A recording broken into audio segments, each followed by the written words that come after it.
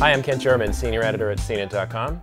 Here today to take a first look at the iPhone 3GS.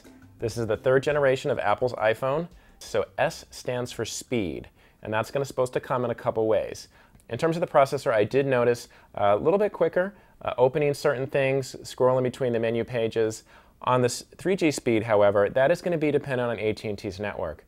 What AT&T is doing is moving to its HSDPA network, which is supposed to provide 7.2 megabytes per second.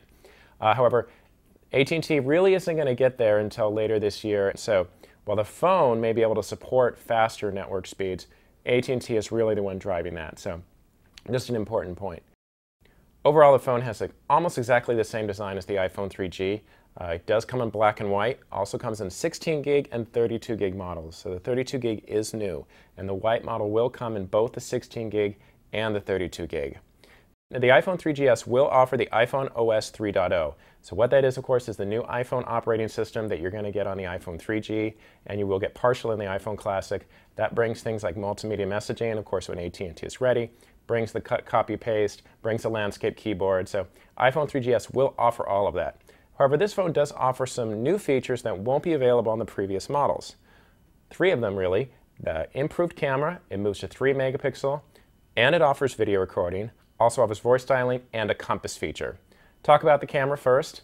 It is a 3 megapixel camera, so it does have a little improved quality. In the photos I took compared with the iPhone 3G, did notice a little better outside. Indoor shots under fluorescent lights, didn't see that much of a difference, but marginal difference in photo quality overall.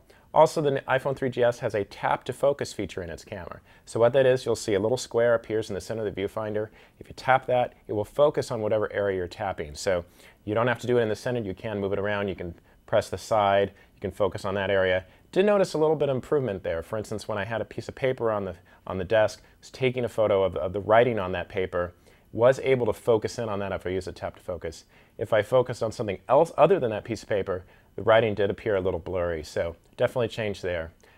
Once you take a photo, a thumbnail of that photo will actually appear at the bottom of the viewfinder down next to the camera shutter. If you press that thumbnail, it will take you directly to the photo gallery application. It's a nice addition, and it saves a bit of time. Video recording is great. We've been waiting that for a long time. There's a little slide button down here to the camera control. Slide that over, takes you right to the video camera. Interface is exactly the same. Just press that recording button, you start, record however long you want, and then you stop. Apple does go a little step further than most phones out there, is you can edit clips right on the phone. Really easy to use. Once you open a clip you've already shot, you'll see that it's displayed in a linear format. If you click on a little border surrounding that, that border will turn yellow. Then you can move either end and cut the clip how you want. The editing is linear, so you can only cut the middle, you can cut off one of the halves. What you can't do is you can't cut off either end and then splice them together.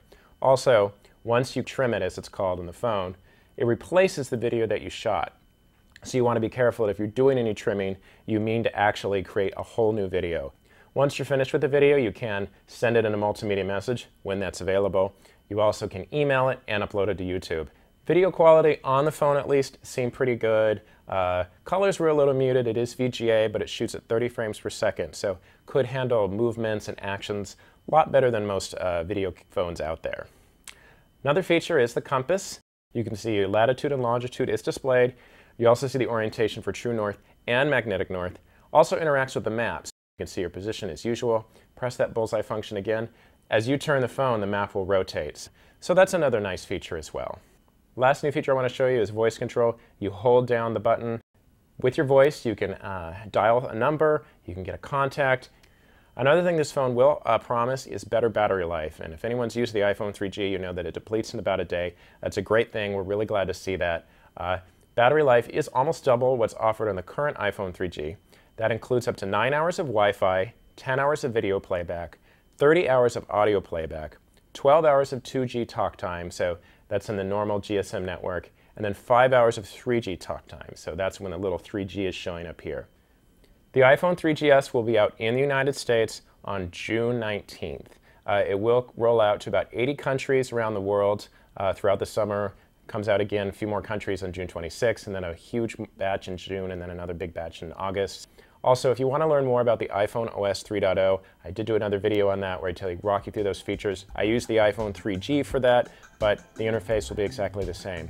I'm Ken Sherman, and this is the iPhone 3GS.